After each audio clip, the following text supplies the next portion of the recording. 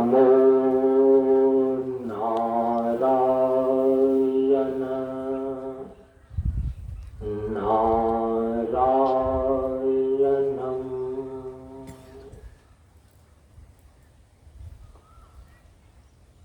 सनातन धर्म के वैदिक परंपरा के अंतर्गत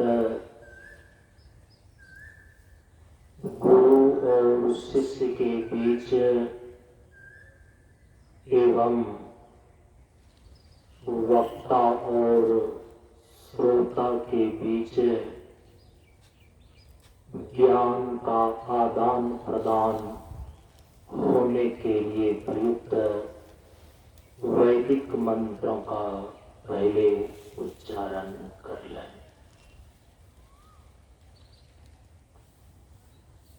ओम सहनाववतु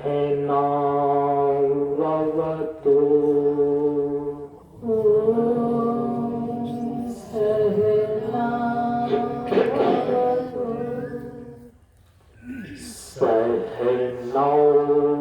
भुनक्तु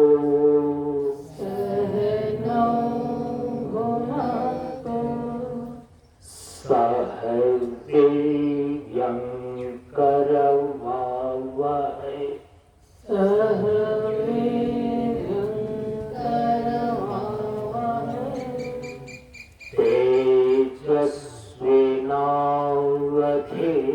तेजस्विनावधीतमस्तु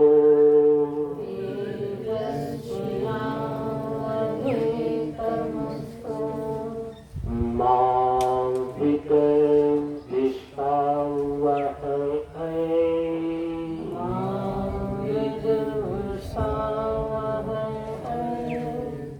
ओम शांति शांति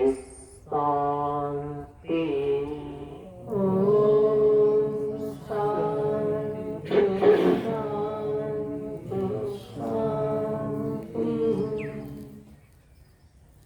असतो मा सद्गमय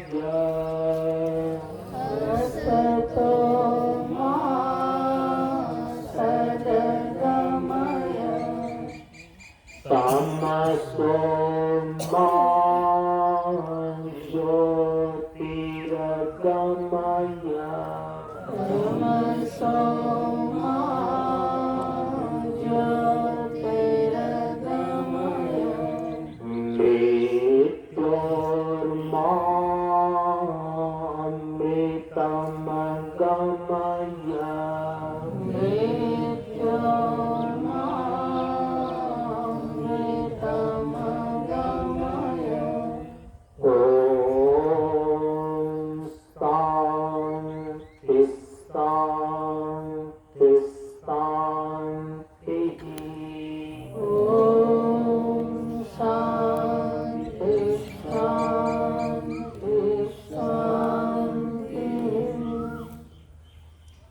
सभी लोग थोड़ी देर के लिए मौन एवं शांत रहें।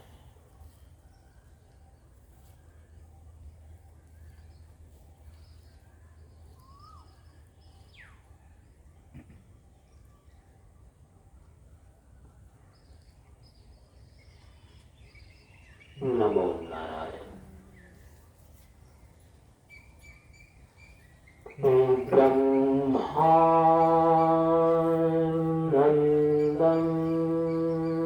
परम सुखदं केवलं ज्ञानमूर्तिं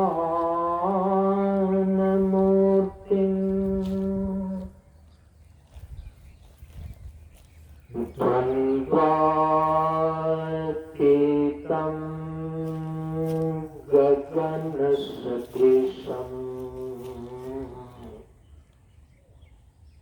तत्त्वमस्यादिलक्ष्यम्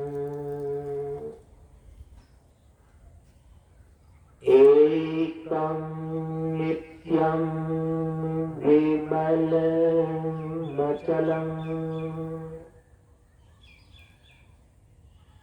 सर्वधि साक्षिभूतम्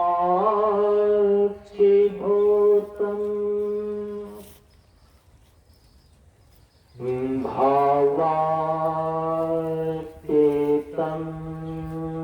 त्रिगुणरहितम्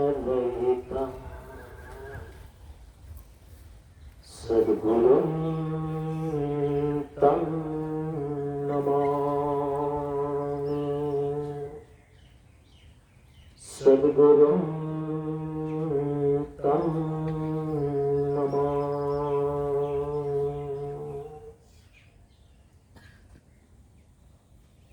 से गुरु चरण स्पर्श अनुभूति ज्ञान मार्ग सत्संग के सानिध्य में उपस्थित श्रद्धालु सत्संग प्रेमियों, ज्ञान बढ़े गुणवान के संगत, ध्यान बढ़े तपस्वी संग की नाव, बुद्धि विवेक विचार बढ़े संत सन्यासी सुसज्जन की नाव। इसलिए ज्ञानी भेद है ज्ञान से, व्याधा भेद है हीर, सद्गुरु भेद है सबसे भिंगे सकल शरीर। प्रेमियों, हम सभी लोग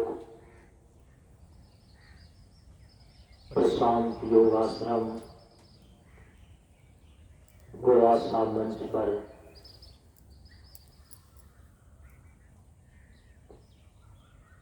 ज्ञान मार्ग सत्संग मंच के 27वें ग्रीष्मकालीन वार्षिकोत्सव के अवसर पर आयोजित 9 मार्च से लेकर 15 मार्च तक सन 2025 ईस्वी के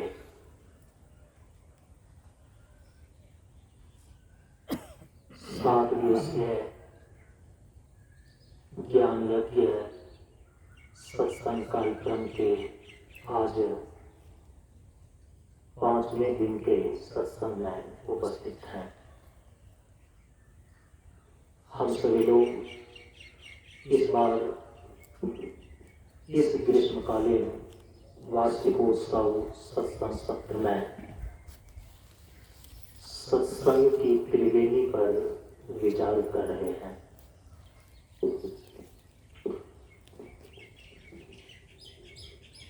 सत्संग का शाब्दिक अर्थ होता है सत्य का संग करना। सत्य के 2 स्वरूप हो जाते हैं, एक है व्यवहारिक सत्य और दूसरा है परमार्थ सत्य।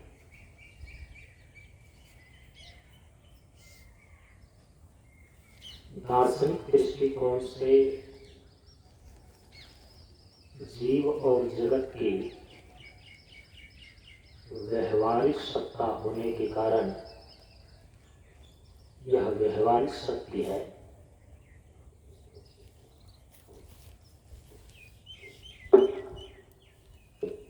और परमार्थ सत्य के रूप में ब्रह्म और आत्मा की प्रतिष्ठा है। सर्वप्रथम हम अपने जीवन में व्यवहारिक सत्य के साथ चलते हैं, सत्य सहिष्णुता के क्रमिक अभिव्यक्ति में यात्रा होते हुए फिर परम सत्य, अंतिम सत्य अर्थात परमार्थ सत्य के रूप में जो ब्रह्म और आत्मा की प्रतिष्ठा है वहां तक पहुंच गए हैं।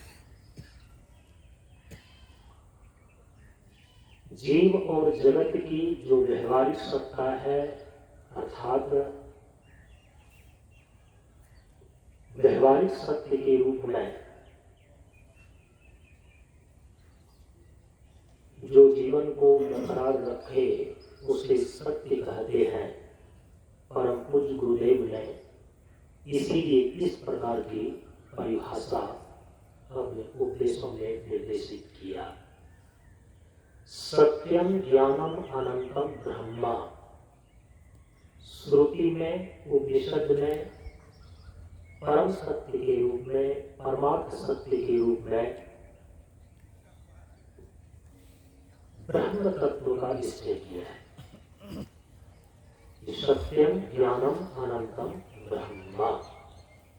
तो चूंकि सत्य के दो स्वरूप हो जाते हैं, व्यवहारिक सत्य और परमार्थ सत्य, तो सत्य का संग करना सत्संग कहलाता है। तो सत्य का संग कैसे करें? सत्संग की त्रिवेणी में स्नान करने का अभिप्राय यही है कि सत्य का संग हम कैसे करते हैं, इस चीज को जान करके फिर उस सत्य का संग करना, उस सत्य का अनुभव और अनुभूति करना।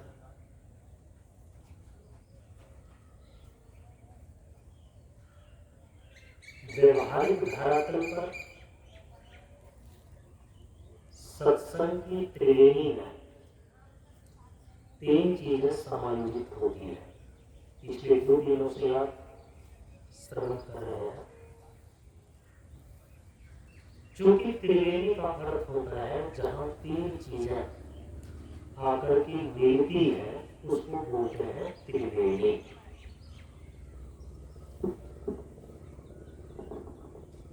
तो सत्संग की त्रिवेणी में कौन तीन चीजें आकर के मिलती है? तो चूंकि सत्य के दो स्वरूप हो जाते हैं,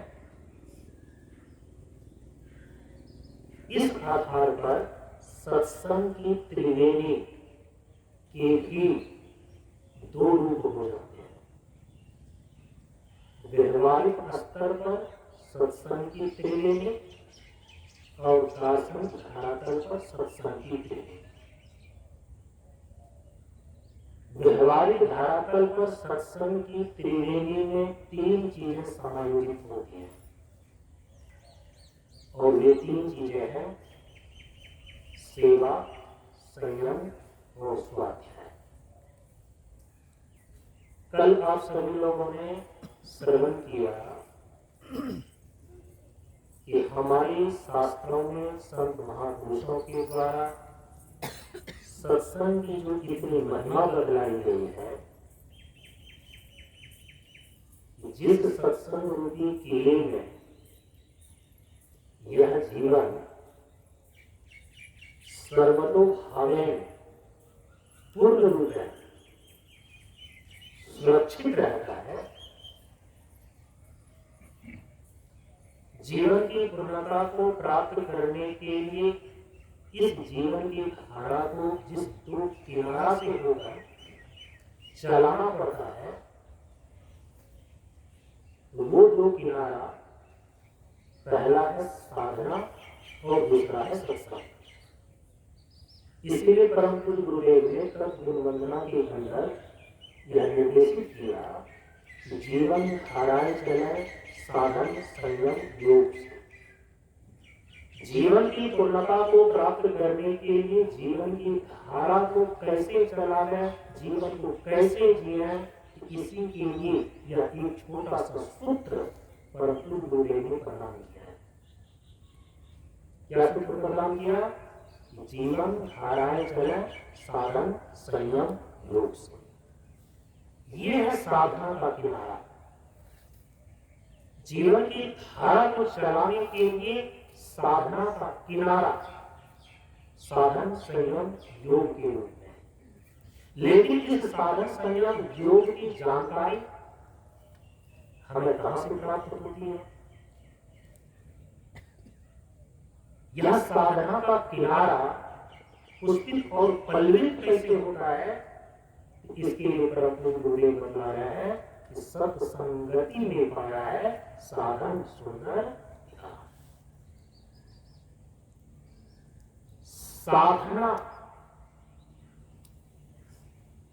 पुष्पित होती है, पल्लवित होती है, विकसित होती है, पुष्ट होती है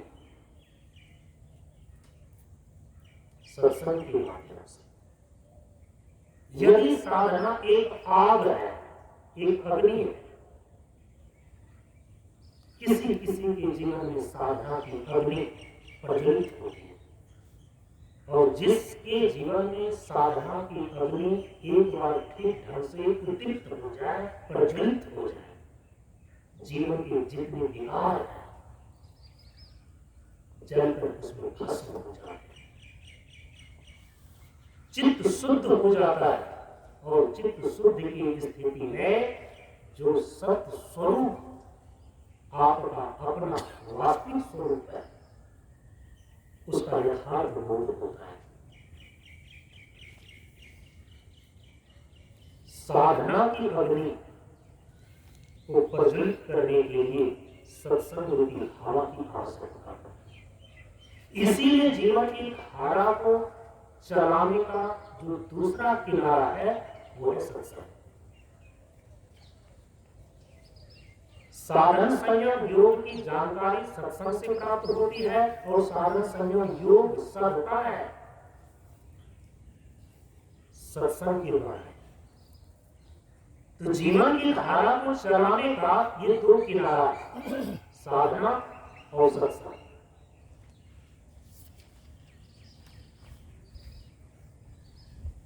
और व्यवहारिक धरातल पर इसी साधना की त्रिवेणी में तीन चीजें समायोजित होती हैं। पहला है सेवा, दूसरा है संयम और तीसरा है स्वाध्याय। जीवन के आरंभिक अवस्था से लेकर जीवन की पूर्णता प्राप्त करने तक जीवन की पूरी यात्रा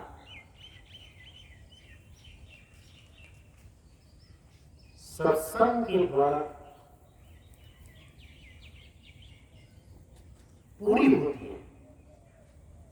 इसीलिए सत्संग की कई कक्षाएं हो जाती है, सत्संग के प्रकार हो जाते हैं। तो हमारे शास्त्रों में और हमारे संत महापुरुषों के द्वारा सत्संग की जितनी कक्षाएं बताई गई है, कल आपके ख्याल में दिया, उसमें जो प्रथम तीन कक्षा है, उन तीन कक्षाओं का संबंध व्यवहारिक धरातल पर सत्संग की त्रिवेणी में जो तीन चीजें समायोजित होती है, पहला सेवा, दूसरा संयम और तीसरा स्वाध्याय। इन तीनों चीजों की संगति है किससे? सत्संग की तीन कक्षाओं से। अब जो कल प्रवचन में भाग लिए उनके ध्यान में होगा सत्संग की प्रथम तीन कक्षा कौन कौन सी है? सत्संग की पहली कक्षा क्या है? सत्संग का पहला चरण सद्गुण संपन्न पुरुष अथवा संत महापुरुष की संगति। ये सत्संग की पहली कक्षा है, सत्संग का पहला चरण। 24 घंटे आप जिसके बीच में रहते हैं वे सद्गुण संपन्न सज्जन व्यक्ति होना चाहिए। सद्गुण संपन्न सज्जन व्यक्ति के संग साथ में रहना, और जब कभी संत महापुरुषों की संगति का अवसर आपको प्राप्त होता है तो उसमें सम्मिलित होना, ये सत्संग की पहली कक्षा है, ये सत्संग का पहला चरण है।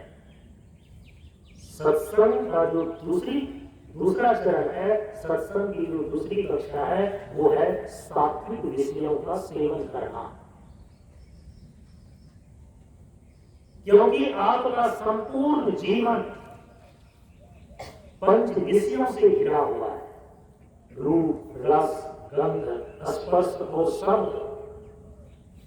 जीवन ही बना है प्रकृति के पंच तत्व से, पृथ्वी तत्व, जल तत्व, अग्नि तत्व, वायु तत्व और आकाश तत्व।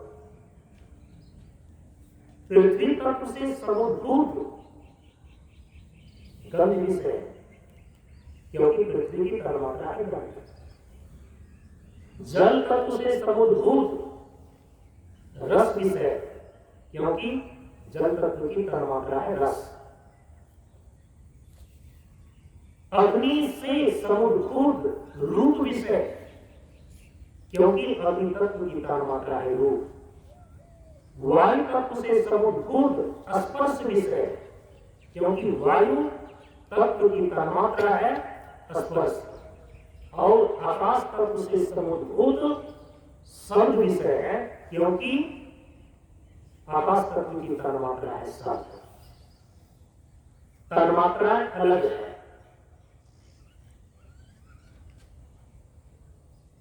पृथ्वी तन्मात्रा अर्थात गंध तन्मात्रा। पृथ्वी का जो सूक्ष्म रूप है, जिसमें कि केवल पृथ्वी होती है, पृथ्वी में और कोई अन्य तत्वों का मिश्रण न हो, तब हम उसको बोलते हैं सूक्ष्म पृथ्वी अर्थात गंध तन्मात्रा। जब केवल जल हो, जल में किसी अन्य तत्व का मिश्रण न हो, तो जल के उस सूक्ष्म रूप को दर्शन शास्त्र की भाषा में बोलते हैं रस तन्मात्रा।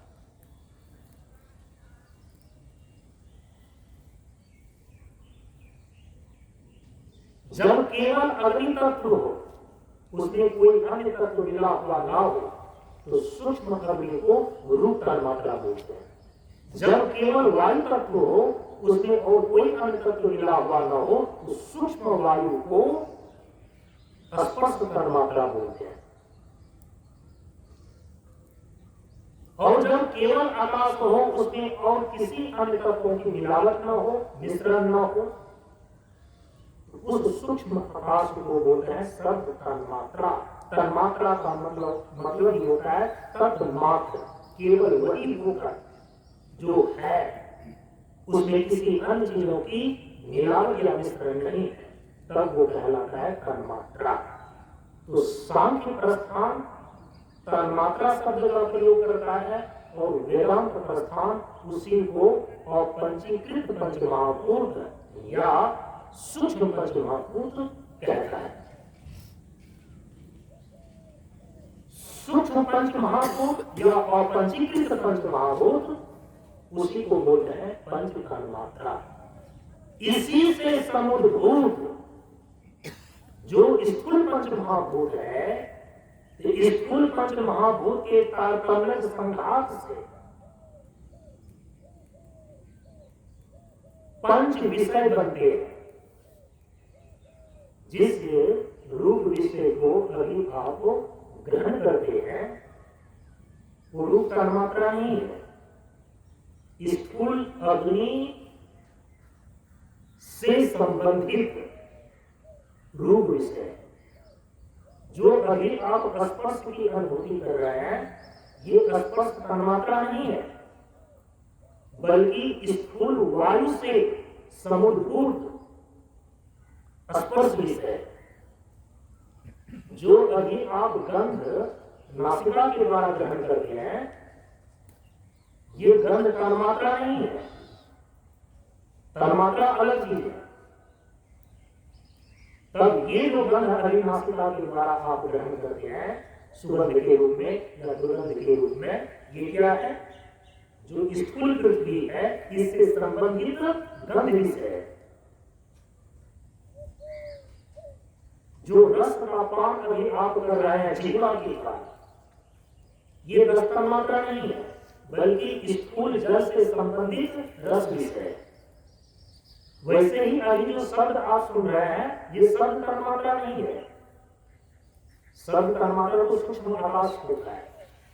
एकाग्रता और ध्यान की गहरी अवस्था में कोई साधक पहुंचे तब जो सूक्ष्म आकाश है अर्थात जो शब्द तन्मात्रा है अपने भीतर दिव्य ध्वनि के रूप में मुस्कुराई करती है, अंतर्नाद के रूप में मुस्कुराई करती है।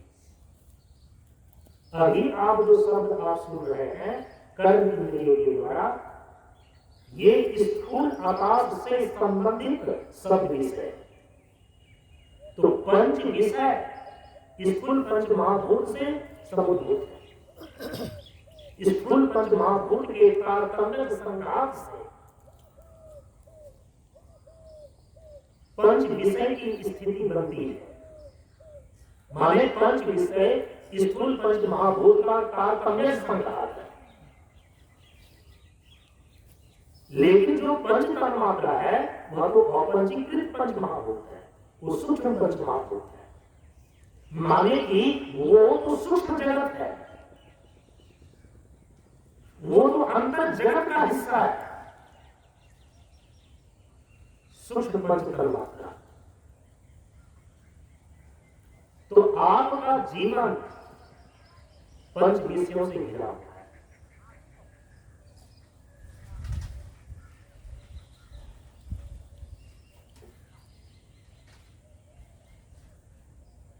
और विषय से जीवित होकर के चेतन आत्मा का अपने ही स्वरूप में अवस्थित हो जाना लक्ष्य तो ये।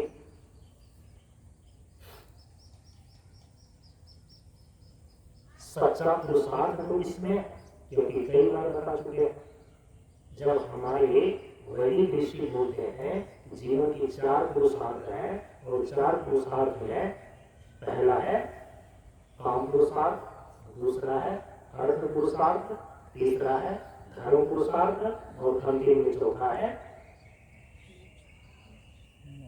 याद है लोगों को? अंतिम पुरुषार्थ कौन है? चौथा मोक्ष पुरुषार्थ।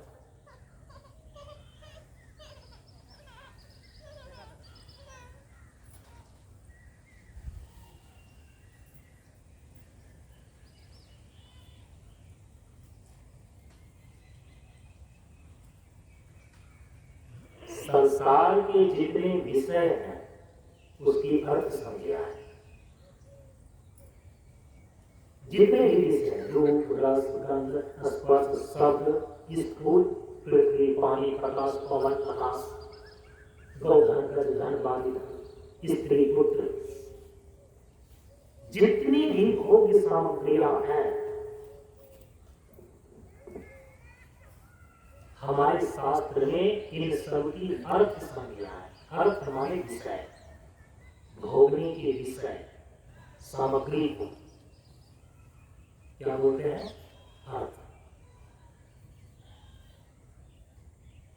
और उसकी जो इच्छा है उसको बोलता है काम।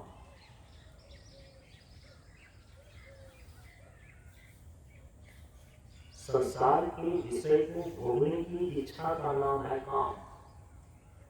संसार के जितने भी भोग्य पदार्थ हैं भोग्य विषय हैं उसको बोलता है अर्थ। इसी दो को केंद्र में रख करके 99.9% व्यक्तियों का जीवन इसी दो चीजों को केंद्र में रख करके 99.9% व्यक्ति जी रहे हैं कि नहीं जी रहे?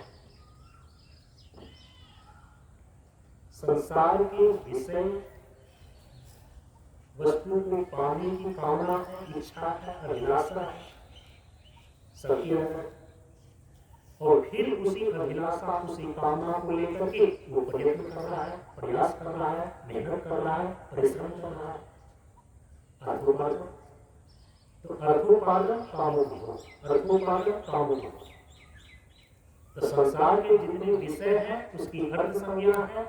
संसार के जितने विषय हैं उनको जो पाने की या उनको भोगने की इच्छा है उसी को बोलते हैं काम। धर्म किसको बोलते हैं? विषय के ग्रहण और त्याग करने की विधा का नाम, प्रणाली का नाम, मेथड का नाम धर्म है। धर्म एक अनुशासन है, धर्म एक मर्यादा है, धर्म एक नियम है। विषय से बाहर जीवन है नहीं, विषय से घिरा हुआ ही जीवन है। लेकिन कोई अपने जीवन में एक सही ढंग से जीवन जीना चाहता है और फिर जीवन में आगे के पुरुषार्थों को भी साधना चाहता है, वो विषय को कैसे ग्रहण करे, विषय को कैसे सेवन करे, क्योंकि विषय सेवन करने का नाम ही काम है और विषय की अर्थ संज्ञा है। तो कैसे अर्थ को पाचन करे और कैसे विषयों को भोग करे, इसी मर्यादा का नाम, इसी के अनुशासन का नाम धर्म कहलाता है। तो विषय ग्रहण और त्याग करने की विधा का नाम धर्म है। हमारे शास्त्र में बताया गया है कि किस विषय को हम कैसे ग्रहण करें, कैसे उसका सेवन करें। अरे यहां तक कि आप भोजन खाते हैं, पानी पीते हैं, सूर्य के प्रकाश अग्नि में आप बैठते हैं, तो कैसे उसका सेवन करना है, इसका विधान किया गया है शास्त्रों में। स्त्री के साथ कैसे सहवास करना है, पुत्र को कैसे उत्पन्न करना है, संतान को कैसे जन्म देना है, उसका विवाह कैसे कराना है। जीवन की छोटी से छोटी और बड़ी से बड़ी जितनी भी चीजें हो सकती हैं, सबका विधान हमारे शास्त्रों में किया गया है, सबकी विधा बतलाई गई है। और जो उस शास्त्रीय विधा से विषय का सेवन करता है, वही कायदे से विषय का त्याग भी कर पाएगा। जो शास्त्रीय विधि से विषय का सेवन नहीं करता, वो शास्त्रीय तरीके से विषय का त्याग भी नहीं कर सकता। उद्दंड और उच्छृंखल पूर्वक जैसे विषय का सेवन करता है, उसी प्रकार से एक बार मन में उन्माद आ गया, माने कि मन में किसी प्रकार का जो है कि कष्ट या पीड़ा पहुंच गया। कैसे कहावत में बोलते हैं हम लोग, घर में हो खटपट तो चलो बाबा जी के मत पर। तो थोड़ी देर के लिए ऐसा हो जाएगा, वो चलो बेकार है संसार, संसार बेकार है नहीं, आप धक्का खा गए, थोड़ी सी आपको तकलीफ पहुंची है, ये क्षणिक वैराग्य दिखता है, विषय का त्याग नहीं हुआ है। आप जहां जाएंगे, चूंकि विषय को ठीक ढंग से आपने ग्रहण किया ही नहीं था, कायदे से आपने ग्रहण ही नहीं किया था धर्म पूर्वक, तो विषय का त्याग भी धर्म पूर्वक ही होता है। अब देखिए, हमारे यहाँ पर गृहस्थ आश्रम में प्रवेश करने के लिए संस्कार है विवाह। अब उस गृहस्थाश्रम में यदि कोई आदमी प्रवेश कर गया तो प्रवृत्ति मार्ग में चला गया। पत्नी है, बच्चा है, घर द्वार है, उनका पालन पोषण है, कई प्रकार की जिम्मेदारियां हैं, 3 प्रकार के ऋण हैं, ये सारे के सारे चीजों का तो निर्वहन गृहस्थों को करना पड़ता है।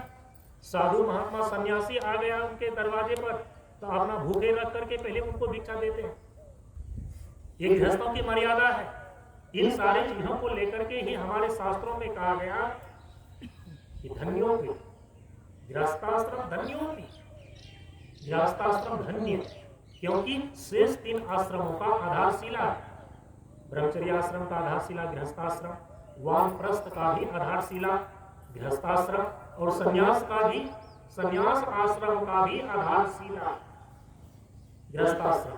क्योंकि जो 3 आश्रम है, ब्रह्मचारी 1, वानप्रस्थ 2 और संन्यासी, इसका भरण पोषण कौन करेगा? ये भिक्षा कहां से पाएगा? गृहस्थ से पाएगा ना। तो एक तो इस शरीर का निर्वहन करने के लिए तीनों आश्रमों को जो भिक्षा चाहिए, भोजन चाहिए, कपड़ा चाहिए, उसकी पूर्ति गृहस्थाश्रम के द्वारा होती है। तो तीनों आश्रमों की आधारशिला शरीर के दृष्टिकोण से, शरीर के पोषण के दृष्टिकोण से, और तीनों आश्रमों में जो तीनों आश्रमों में व्यक्ति उपलब्ध होंगे, ब्रह्मचर्य आश्रम में ब्रह्मचारी कहां से जाएगा? यदि गृहस्थ पुत्र को ही उत्पन्न न करे, बाल बच्चे को उत्पन्न न करे, तो ब्रह्मचर्य आश्रम में ब्रह्मचारी बन करके कौन जाएगा? अरे गृहस्थ के ही तो बेटे और बेटियां, यदि कि माता पिता ने अच्छा संस्कार दिया है, यदि पूर्व जन्म का उस जीव का कुछ वैसा आध्यात्मिक संस्कार उदित हो जाता है, तभी तो ब्रह्मचारी बनते हैं। तो ब्रह्मचारी भी उपलब्ध होते हैं गृहस्थाश्रम से।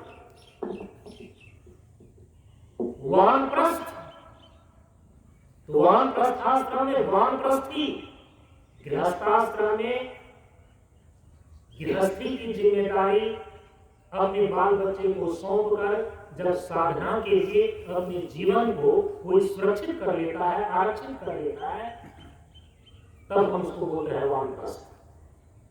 तो वानप्रस्थ में जाता कौन है? गृहस्थ ही तो ज्ञान पूर्वक वानप्रस्थ में जाता है। अब संन्यास को ग्रहण कौन करेगा? संन्यास में जो सन्यासी बनेगा या तो सीधे ब्रह्मचारी होकर के सन्यासी बन जाएगा। पहले ब्रह्मचारी बना, अब ब्रह्मचारी के बाद सीधे भी सन्यासी हो गया। उनको वानप्रस्थ लेने की जरूरत नहीं होती। वानप्रस्थ लेने की उसको जरूरत होती है कि जो पहले ब्रह्मचारी थे, सीधे सन्यासी के मार्ग पर नहीं गया, विवाह संस्कार के द्वारा गृहस्थाश्रम में प्रवेश किया, गृहस्थाश्रम में प्रवेश करके गृहस्थ धर्मों का पालन किया, अपने बच्चे को घर गृहस्थी का जिम्मेदारी सौंप करके अब साधना के लिए वो चल दिया। साधना के लिए अपने जीवन को उन्होंने आरक्षित कर लिया। तो जो गृहस्थाश्रम से गृहस्थ की जिम्मेदारियों का त्याग करके निवृत्ति के मार्ग पर चलने की तैयारी करता है, उनके लिए है वानप्रस्थ। गृहस्थों के लिए है वानप्रस्थ, जो कि ब्रह्मचारी से सीधे सन्यासी के लिए नहीं जा सकता।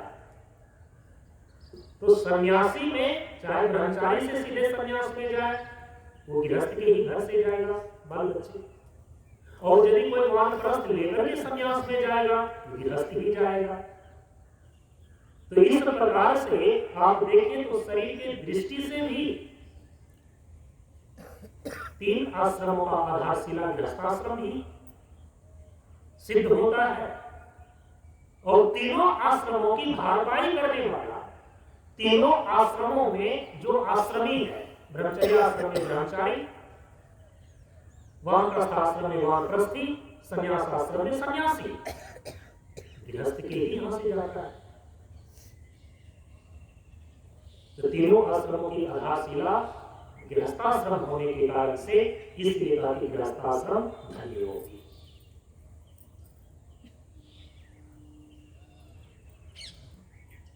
यदि आप धर्म की मर्यादा पूर्वक विषय का सेवन करते हैं, तभी आप धर्म पूर्वक उस विषय का त्याग करने की क्षमता अपने अंदर एक समय में ला पाते हैं।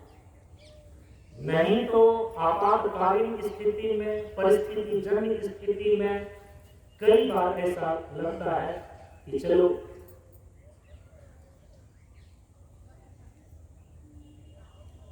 घर में हो खटपट तो चलो बाबा जी के पास, वहां विषय का त्याग नहीं हुआ है, कायदे से विषय का त्याग नहीं हुआ। और यदि कायदे से विषय का त्याग नहीं हुआ, विवेकपूर्ण वैराग्य भी आपके अंदर जन्म नहीं लेगा। और याद रखिए कि जब तक विवेकपूर्ण वैराग्य जन्म नहीं लेगा, तब तक वह मोक्ष की योग्यता नहीं मानी जाती।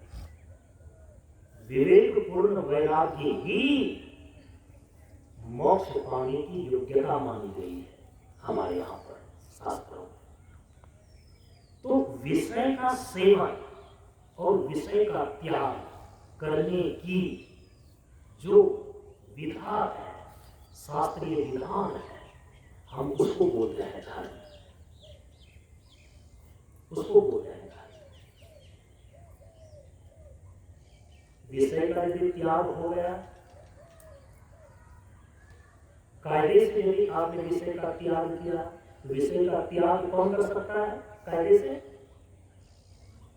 जो धर्म के अनुशासन में विषय का सेवन करता है, जो मर्यादा पूर्वक विषय का सेवन करता है, धर्म के अनुशासन में विषय का सेवन करता है, चाहे खाना हो, चाहे वस्त्र पहनना हो, चाहे विवाह करना हो, चाहे बच्चे को पैदा करना हो, जो भी चीज हम अपने जीवन के व्यवहार में करते हैं सबका शास्त्रीय विधान, ये है शास्त्रीय विधान से विषय का सेवन करना। वो बल और वेग उस जीव के अंदर आ जाता है कि एक समय, जैसे कि देखिए फल यदि कायदे से वृक्ष में लगा है, एक निश्चित समय आएगा कि अपने आप वह फल डंठल को छोड़ देता है। यदि फल पक गया, फल परिपक्व हो गया। कायदे से धर्म की मर्यादा में शास्त्रीय विधि पूर्वक यदि आप अपने जीवन के सारे व्यवहार को करते हैं, जीवन में सारे विषयों का आप सेवन करते हैं, धीरे धीरे आपके अंदर परिपक्वता आती है। जैसे कि फल पकता है तो एक निश्चित समय के बाद डंठल को स्वतः छोड़ देता है। उसी प्रकार से विषय को त्याग करने की क्षमता आपके अंदर आ जाएगी। कि बचपन से लेकर के बुढ़ापे तक विषय वासना से वही व्यक्ति ग्रसित रहता है जिन्होंने अपने भीतर विषयों को लेकर इंद्रियों का गलत तरीके से दमन किया है, दबा दबा कुंठा में जिया है, न सही ढंग से स्त्री को भोग सका, न सही ढंग से धन को भोग सका, न सही ढंग से किसी भी चीज को जी सका। तो उनके अंदर एक प्रकार की शारीरिक और मानसिक स्तर पर गांठ बन जाती है, ग्रंथि बन जाती है, दमित वासना के कारण से। और जिसके अंदर दमित वासना है ना, जिसके अंदर ये दमित काम की ग्रंथियां है ना, वो अपने पूरे जीवन में, जीवन के अंतिम समय तक भी अपने आप को शुद्ध और निष्पाप हल्का अनुभव नहीं करता है।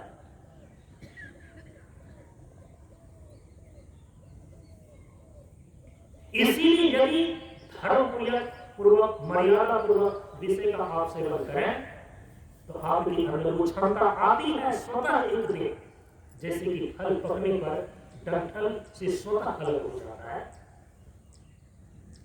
ढेर सारे दृष्टांत और ऐसी घटनाएं हमारे संत महात्माओं की शास्त्रों में बताई गई है।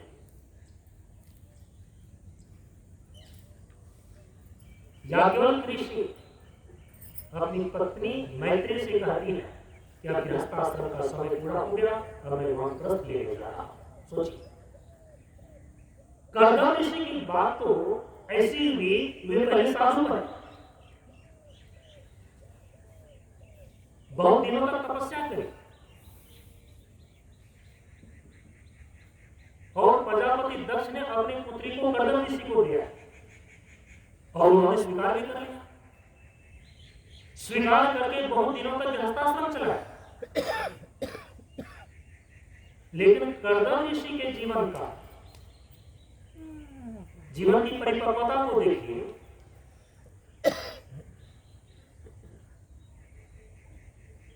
गृहस्थाश्रम उन्होंने कुछ दिन तक जिया और इसके बाद पत्नी सहित फिर वानप्रस्थ हुई। हमारे ऋषियों का ये अनुभव है, यदि तुम कायदे से विषय का सेवन करते हो ना, मर्यादा पूर्वक विषय का सेवन करते हो ना, वो विषय को भोगने की जो कामना है ना, वो धीरे धीरे क्षीण होती है, शिथिल पड़ती है। और जैसे जैसे विषय को भोगने की कामना शिथिल पड़ेगी, विषय का त्याग स्वतः हो जाएगा। इसीलिए कहा कि विषय का सेवन और विषय का त्याग करने की जो शास्त्रीय विधा है, हम उसी को धर्म बोलते हैं।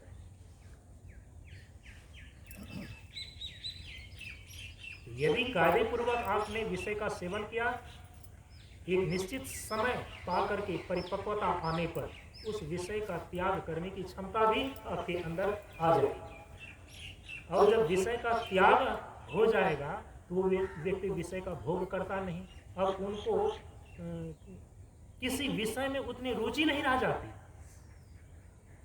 अभी जब तक हम अच्छा भोजन ना खाएं तो मन ही नहीं लगता है, अच्छा कपड़ा ना पहने तो लगता है कि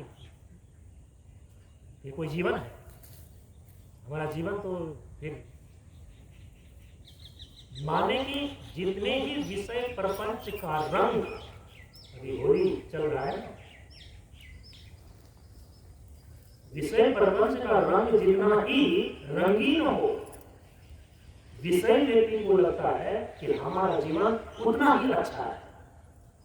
लेकिन यदि वो है भोग दृष्टि, लेकिन योग दृष्टि से आप देखें तो वह व्यक्ति उतना ही विषय किंकर होकर के दास बना हुआ है। सभी सुखी रहें अपने सुख से, मुझे दुख पाने को स्वतंत्र, मन की परवस्था महादुख है, यही जगूंगा मैं मां।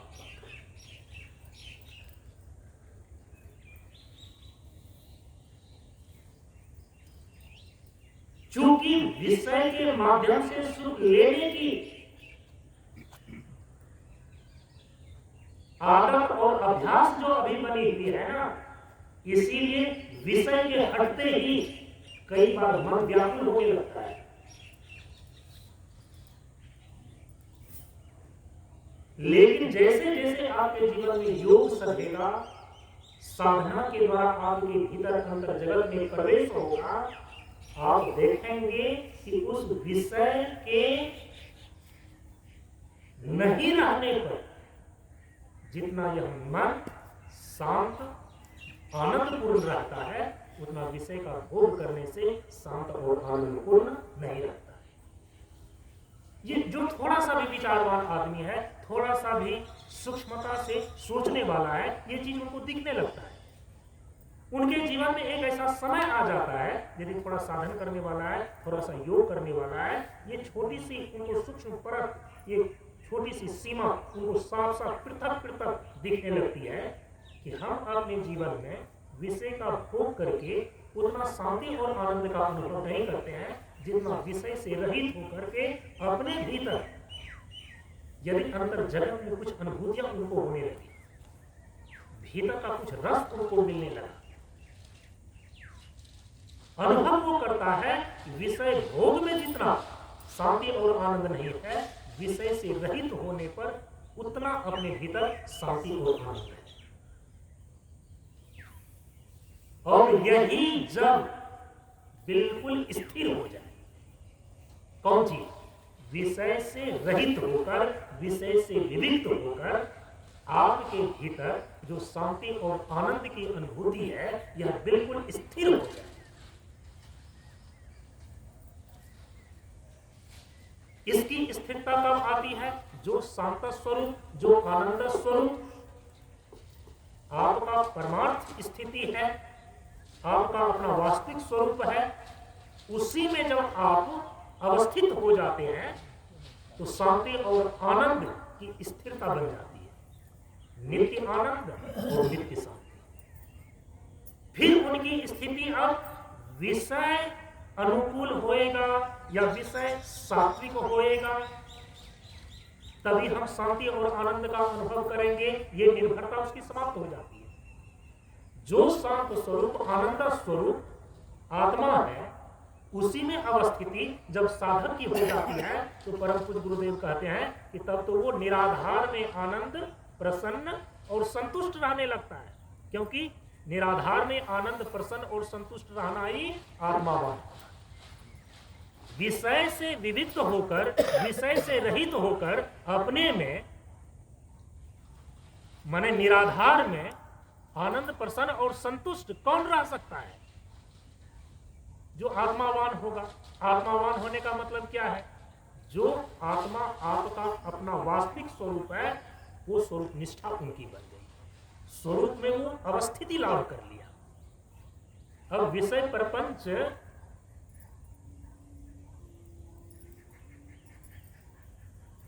कि कैसा विषय है या विषय नहीं है, इससे पिंड ही उनका छूट गया। इसी को बोलते हैं मोक्ष। जो चार पुरुषार्थ में अंतिम परम पुरुषार्थ मोक्ष बतलाया गया, तो मोक्ष किसको बोलते हैं? विषय विविक्त आत्म स्थिति का नाम मोक्ष है। विषय सेवन का नाम है काम, जितने भी प्रकार के विषय हैं संसार के, उसकी संज्ञा है अर्थ। विषय के सेवन और त्याग करने की विधा का नाम है धर्म। विषय विविक्त होकर आत्म स्थिति का लाभ प्राप्त करना, इसी का नाम है मोक्ष। सत्संग की जो दूसरी कक्षा है ना, वो है सात्विक विषय का सेवन करना। क्योंकि जब तक आपका जीवन जो विषयों से अभी घिरा हुआ है, अचानक विषय से विलिप्त होकर कोई आत्म स्थिति का लाभ ले नहीं सकता। उनको विषय के जंजाल से होते हुए ही विषय विलिप्त होना है, विषय से रहित होने की स्थिति तक पहुंचना है। तो प्रक्रिया क्या है कि जिस विषय के बीच में हम जीवन जी रहे हैं, उस विषय में पांचों विषय का सात्विक रूप ग्रहण करें। सात्विक रूप, सात्विक स्पर्श, सात्विक शब्द, सात्विक गंध और सात्विक रस। और ये आपके जीवन में प्रकृति की ओर से ही इसकी व्यवस्था की हुई है। परमात्मा ने सब कुछ इस संसार में दे रखे हैं। जो चाहेगा तो फूलों का, जो चाहे तो अपने जीवन में वो फल फूल का रस भी पी सकता है, सात्विक रस का पान कर सकता है। आपके अगल बगल ऐसी व्यवस्थाएं हैं परमात्मा ने दे रखी है। यदि आप चाहें तो रस के रूप में शराब भी पी सकते हैं, क्योंकि उसकी भी व्यवस्थाएं इसी समाज ने कर रखी है। रूप, दिव्य रूप भी है, प्राकृतिक छटाएं भी हैं, आप इसका भी पान कर सकते हैं। और रूप में तो ऐसे ऐसे गंदे चित्र हैं बिना पैसे के देखने को मिल रहे हैं, आप उसको भी देख सकते हैं। लेकिन देखिए कि जहां दिव्य रूप, प्राकृतिक दृश्य आपके मन के क्षोभ को शांत कर देता है, आपके मन की चंचलता को शांत कर देता है, लेकिन वही अश्लील चित्र है, गंदा चित्र है। एक बार यदि आप देखते हैं, आपको अपने भीतर में उत्तेजना पैदा हो जाती है, गलत वासनाएं उद्भूत होने लगती है। सात्विक विषयों का सेवन करने से आपकी वासना शुद्ध हो जाएगी। यदि आप तामसिक और राजसिक विषय का ही सेवन करते हैं, इससे आपकी वासनाएं जो है राजसिक ही बनी रहेगी या तामसिक ही बनी रहेगी। फिर आपके जीवन में जो आगे की बात है वो नहीं बन सकेगी। इसीलिए सत्संग की दूसरी कक्षा ये है कि अब आप अपने जीवन को साधना के मैदान में उतार रहे हैं।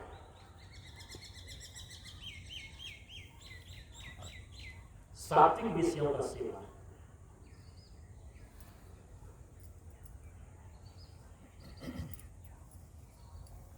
चारों तरफ पांचों विषय फैले हुए हैं। आपने सत्संग की पहली कक्षा में संत महापुरुषों की संगति से, सद्गुण संपन्न सज्जन के संग साथ से कम इतना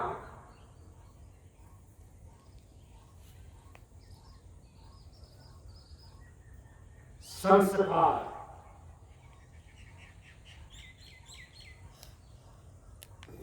इतना सद्भाव प्राप्त कर लेते हैं कि सात्विक विषयों का सेवन करने में आपकी प्रवृत्ति हो जाए। सात्विक विषयों का सेवन करने के बाद, इसके बाद जो सत्संग की तीसरी कक्षा है, सत्संग की तीसरी कक्षा है सद्शास्त्र का स्वाध्याय करना, अध्यात्म शास्त्र का स्वाध्याय करना। क्योंकि जीवन के सारे विज्ञान जितने हमारे महापुरुष पूर्व और प्राचीन काल में हो चुके हैं, उन्होंने जो साधनाएं करी है, उन्होंने जो भी अनुभव और अनुभूतियां सत्य को लेकर के अपने जीवन में किया है, वही सारी अनुभूतियां हमारे शास्त्र में लिखे गए। कौन शास्त्र में? अध्यात्म शास्त्र। आत्मा के अनुभव और अनुभूति के विषय में जिन जिन महापुरुषों ने सत्य आत्मा को जाना और कैसे जाना, किस रूप में जाना, वो वही सारी बातें अध्यात्म शास्त्र में लिखी हुई है। अभी जो मैं बोल रहा हूं, अभी जो महापुरुष बोल रहे हैं,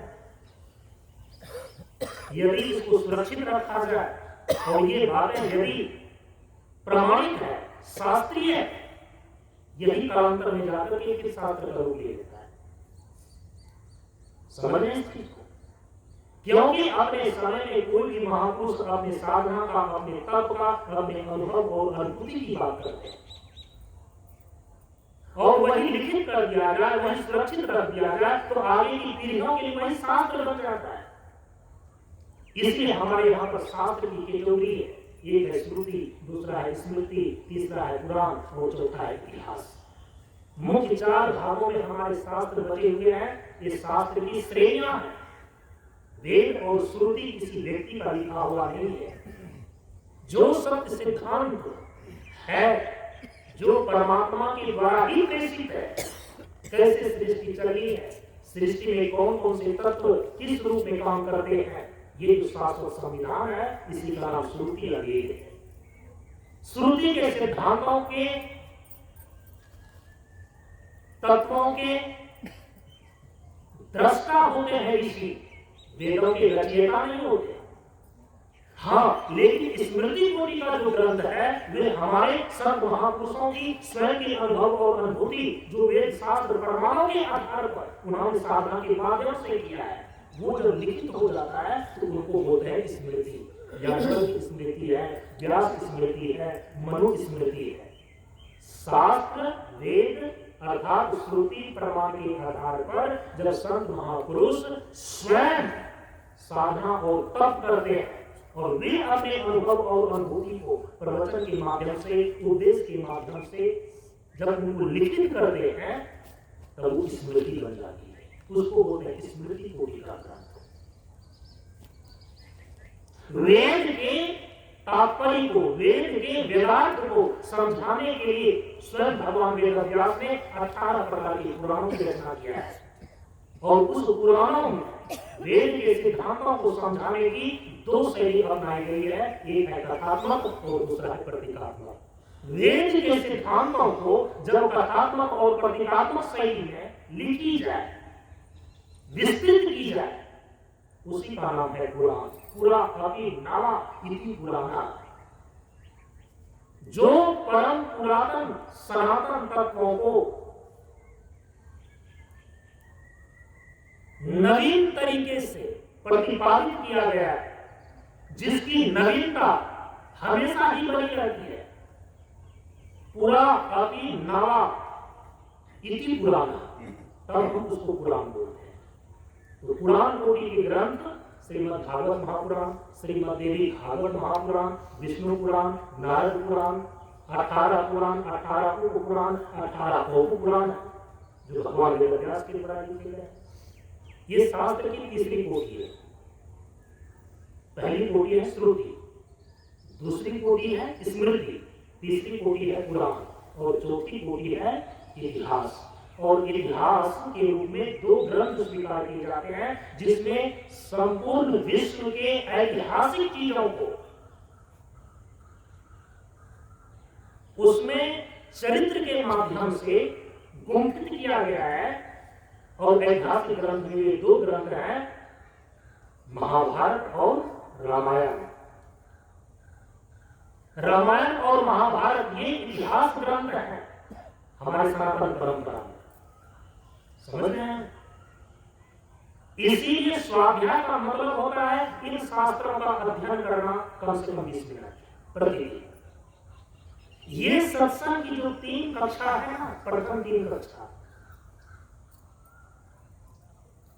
इन 3 कक्षाओं का संबंध है व्यवहारिक धरातल पर सत्संग की त्रिवेणी में जो 3 चीजें समायोजित हो रही है, सेवा, संयम और स्वाध्याय। इसको लेकर के परम पूज्य गुरुदेव ने अपने उपदेश में निर्देश किया।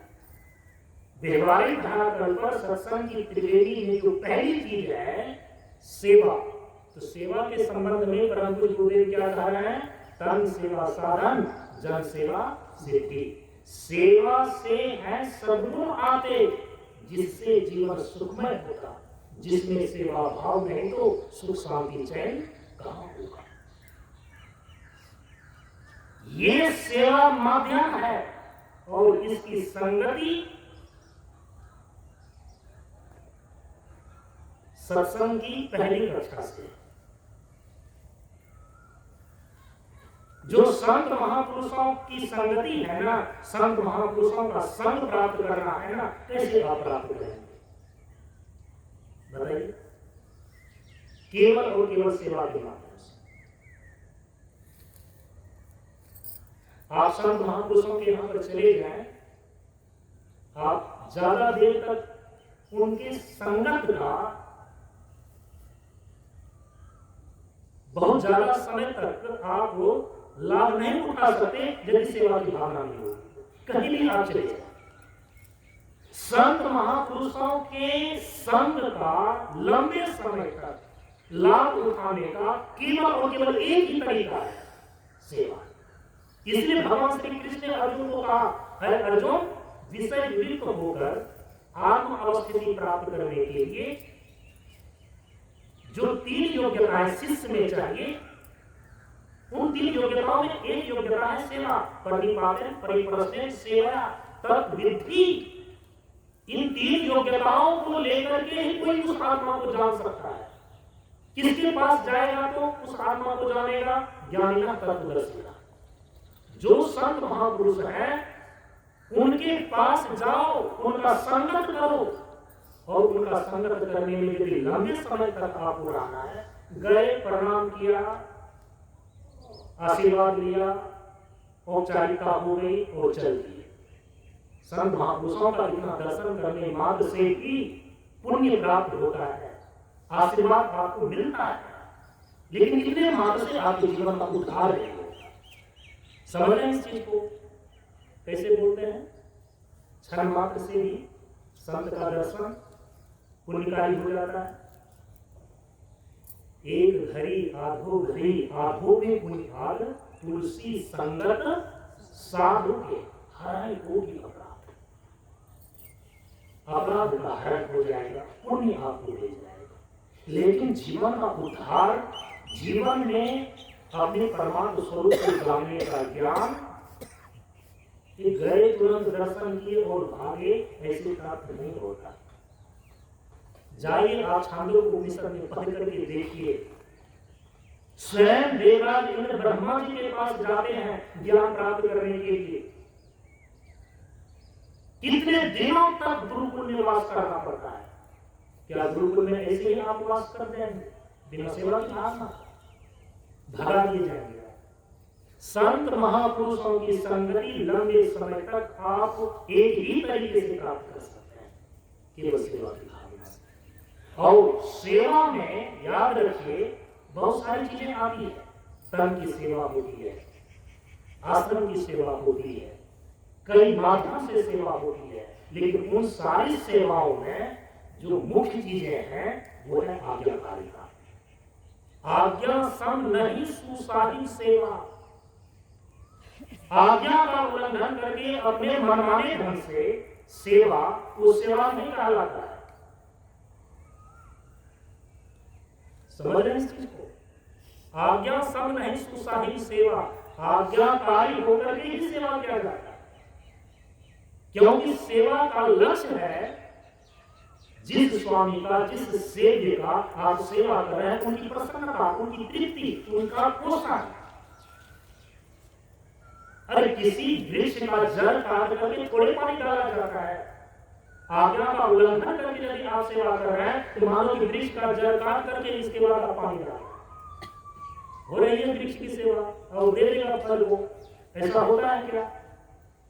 माता पिता की बात को न माने और मरने के बाद जाए तो 5 गांव भोज किया, पिता तृप्त हो जाएंगे क्या? जब तक वो बेचारा जीवित रहा तो आपने उनकी एक बात तक नहीं मानी, और माँ बाप आपसे कुछ भी नहीं चाहते। मैं कह रहा हूं ना, अभी तक 25 सालों में जो इतने मंच से वृद्ध और सारे लोग जुड़े हुए हैं, उनके जीवन का अनुभव मैं बता रहा हूं। वे आपके भोजन के लिए भूखे नहीं है। अरे अपना निवाला निकाल निकाल करके तो आपको खिलाया और इतना बड़ा कर दिया। उनको भोजन की जरूरत नहीं है, उनको कपड़े की भी जरूरत नहीं है। अपना सारा शौक छोड़ करके आपको कपड़ा पहना करके इतना बड़ा बना दिया। किसी चीज की जरूरत नहीं है। प्यार से केवल उनकी बात आप सुन लीजिए, प्यार से केवल उनकी बात को आप थोड़ा सा धैर्यपूर्वक सुन लीजिए, इसी से वो संतुष्ट हो जाता है। बूढ़े पुराने जो वृद्ध लोग हैं उनकी सेवा, अरे हमारे शास्त्रों में तो बताया गया, अभिवादन शीलस्थ नित्यम वृद्धों सेविनाम चत्वारि तस्य वर्धते आयु विद्या यशो बलम्। जो वृद्ध जन की माता पिता की सेवा करता है ना, बूढ़े बुजुर्गों की सेवा करता है, अपने गुरुजन की सेवा करता है, चार चीजें उनकी बढ़ जाती है प्रतिदिन, आयु विद्या यश और बल। और जो सेवा नहीं करता, उपेक्षा करता है, ये चार चीजें उनकी प्रतिदिन रहती है। आयु भी घटता है, विद्या भी घटता है, बुद्धि भी घटता है और उनका बल भी घट जाता है। आपको क्या लगता है कि सेवा करते करते करते जिसकी सेवा कर रहे हैं वो तो आराम पा रहा है, और जो हम सेवा करने वाले हैं हम तो थकते जा रहे हैं। शारीरिक दृष्टिकोण से थोड़ी देर के लिए आपको ऐसा लगता है कि जिसकी सेवा हम कर रहे हैं वो आराम पा रहा है, और हम जो सेवा करने वाले हैं हम तो थक रहे हैं। शारीरिक थकान जिस प्रकार से इसमें बताया गया कि जब हम आहुति देते हैं अग्नि में, प्रज्वलित अग्नि में घृत की आहुति देते हैं, जैसे ही आहुति देते हैं तो थोड़ी देर के लिए अग्नि लगता है कि दमक गया, कम पड़ गया, लेकिन दूसरे ही क्षण देखेंगे इतनी उसकी ज्वाला भड़क चुकी है। सेवा करने में थकान व्यक्ति का तभी आता है यदि आप निष्काम भाव से सेवा न करें, कर्तृत्व भाव को लेकर के अहंकार के भाव से सेवा करने पर थकान होती है। शारीरिक थकान श्रम से होती है, लेकिन सेवा के दूसरे क्षण के बाद ही इतनी स्फूर्ति का आप अनुभव करेंगे। ये सेवा जो सही ढंग से करता है वो करने वाला जानता है। अरे हम लोगों ने परम पूज्य गुरुदेव की आज्ञा हुई, चलो भाई ये मंदिर बनाना है, ये आश्रम बनाना है, इस कार्यक्रम की व्यवस्था करनी है, भिक्षा करके हम लोग खाते थे, मांग करके जाना है, खाना है, आश्रम में खाने की व्यवस्था भी नहीं होती, एक बार भोजन खाना है, 2-3 किलोमीटर से कंधे पर बांस काट करके 3-3 किलोमीटर से कंधे पर बांस ढो करके आश्रम बनाने के लिए, सत्संग की व्यवस्था के लिए परम पूज्य गुरुदेव का जब बड़ा कार्यक्रम होता हम ब्रह्मचारी लोग करते, हम लोगों का अनुभव है ये। थोड़ी देर थकान ऐसा लगा, लेकिन दूसरे क्षण ही ऐसी स्फूर्ति, ऐसा चेतना में एक उत्साह और प्रेरणा आ जाता है, उतना भोजन खाने के लिए आपको ताकत नहीं होती। समझ रहे हैं? यदि आपने अपनी सेवा के द्वारा, और जानते हैं हम लोगों को सेवा करते समय कभी पीठ नहीं पहुंचा गया, हाँ बेटा बहुत अच्छा काम किया।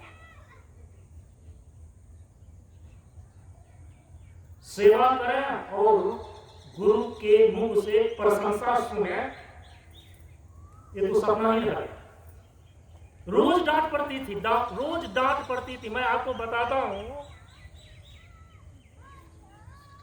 यदि आप लोग उस स्थिति से गुजरते ना, आप लोग यही कहते हैं गुरु नहीं, ये कसाई है,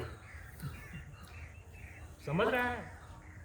लेकिन वो गुरु की डांट, वो गुरु की फटकार जिन्होंने सह लिया और अपने आप को वहां पर टिका लिया, हम सभी लोगों ने उतना सेवा करते हुए, वो डांट फटकार खाते हुए, जितना साधना का थोड़ा सा ही समय मिला, उस साधना में जो अनुभूति हुई, आज रात दिन साधना करके वो अनुभूति नहीं होती। समझ रहे हैं? परम पूज्य गुरुदेव के सानिध्य में रह करके डांट फटकार खाते हुए,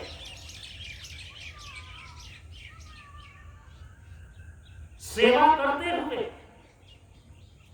थोड़ी सी साधना करने का जो भी समय मिला, उसमें जो साधना की अनुभूति हुई, गुरुदेव के चले जाने के बाद तो सभी कोई स्वतंत्र है, चाहो तो आंख मूंद करके 6 घंटा का साधन भजन करो, या तो चादर तान करके 24 घंटा सोए रहो। कहने वाला कौन है? लेकिन 6 घंटा तक परम पूज्य गुरुदेव के जाने के बाद गया था मैं हिमालय ध्यान लगाने के लिए। 6 घंटा बैठ करके ध्यान लगाकर चलो भाई, वहां तो समय नहीं मिल पाता था। अब तो पूरा का पूरा समय मिल रहा है, ध्यान लगा करके देखो। वहां क्षण मात्र में 10 मिनट में 15 मिनट की साधना में जो साधना की गहराई से अनुभूति हुई, 6 घंटा ध्यान लगाने में भी अनुभूति की वो गहराई प्राप्त नहीं हो सकी। समझ रहे हैं? इसीलिए जो गुरु का डांट फटकार खा करके भी साधना का थोड़ा सा भी अनुष्ठान कर लेता है, उसके द्वारा जितना उनका विकार धुल जाता है, साधना की गहराई में पहुंच जाता है, डांट फटकार खाने के डर से यदि वह स्वतंत्र होकर के साधना करे, वह साधना की गहराई में कभी नहीं पहुंच पाएगा। सेवा से है सद्गुण आते, जिससे जीवन सुखमय होता, जिसमें सेवा भाव नहीं तो सुख शांति चैन कहां हुआ।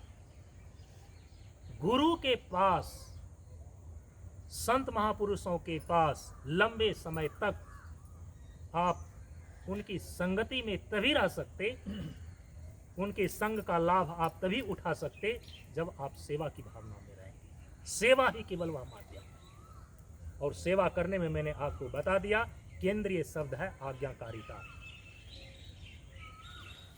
आज्ञा का उल्लंघन करके सेवा नहीं किया जाता। आज्ञा का उल्लंघन करके सेवा करने का मतलब होता है कि आप वृक्ष का जड़ काट करके ऊपर से पानी की सिंचाई कर रहे हैं। आप सभी लोगों को इस संदर्भ में एक दृष्टांत सुनाता हूं, परम पूज्य गुरुदेव ने कभी सुनाया था।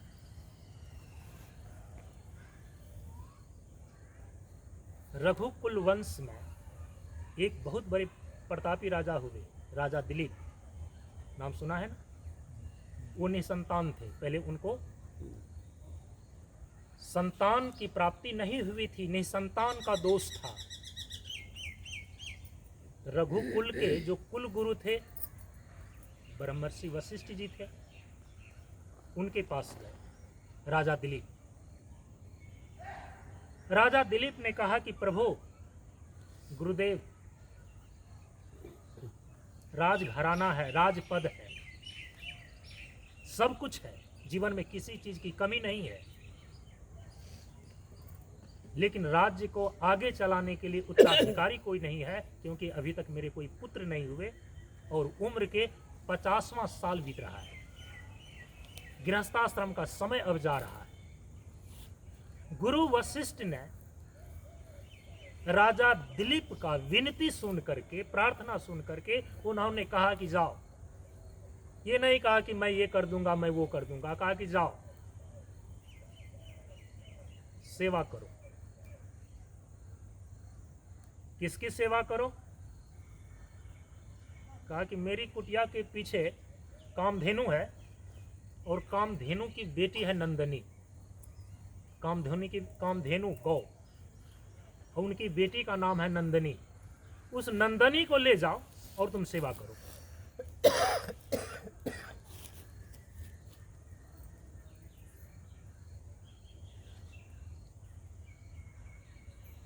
आज्ञा जब हुई कि नंदनी की सेवा करो, तो राजा दिलीप नंदनी को लेकर के गए और कहा कि 3 वर्ष तक इनकी सेवा करो। अब उस नंदनी को चराने के लिए खलिहानों में, जंगलों में, पहाड़ों में ले जाते। जब 1 वर्ष का समय व्यतीत हो गया, एक घटना घटित होती है। जंगलों और पहाड़ों से चरा करके नंदनी को चराने के लिए जब जंगलों और पहाड़ों में राजा दिलीप ले गए, तो एक दिन क्या हुआ कि कामधेनु की जो बच्ची, वो नंदनी थी, गाय की बच्ची, एक सिंह ने आकर के उनको अपने पंजे में ले लिया।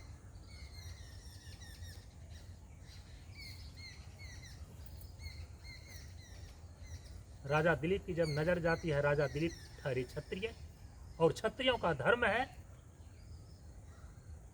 कि अपना प्राण दे करके भी, अपना बलिदान दे करके भी अपने शरणागत की रक्षा करना। यहां नंदनी शरणागत नहीं है, गुरु की आज्ञा है कि जाओ तुम इसकी सेवा करो। आज यदि यह सिंह इस नंदनी को अपने पंजे में जो ले लिया है, अपना यदि यह आहार बना लेता है, तो गुरु की आज्ञा का तो उल्लंघन हो गया कि मैं इनकी ठीक ढंग से सेवा नहीं कर सकी। उसी समय राजा दिलीप ने हाथ जोड़ करके स्तुति करना शुरू किया। कहा कि मैं केवल सिंह के रूप में आपको जानवर के रूप में नहीं देख रहा हूं, मैं पशु के रूप में आपको नहीं देख रहा हूं, मैं साक्षात नरसिंह भगवान के रूप में देख रहा हूं। राजा दिलीप ने कहा, आपसे विनती है हे नरसिंह भगवान, आपका आहार बनने के लिए मैं तैयार हूं। मेरे गुरु ने जो कामधेनु की बच्ची इस नंदनी को दिया है, सेवा करने का मतलब है उनकी सुरक्षा करना, और यदि मैं इसकी सुरक्षा नहीं कर पाया तो मैं एक पल भी यूं भी नहीं जी सकूंगा। इसीलिए आपको मांस चाहिए, आपका आहार है मांस, मैं आपका आहार बनने के लिए तैयार हूं, लेकिन आप इस नंदनी को छोड़ दें। जब राजा दिलीप ने आत्मभाव से एक जानवर और हिंसक पशु के रूप में नहीं, साक्षात नरसिंह भगवान के रूप में उस सिंह की आराधना किया,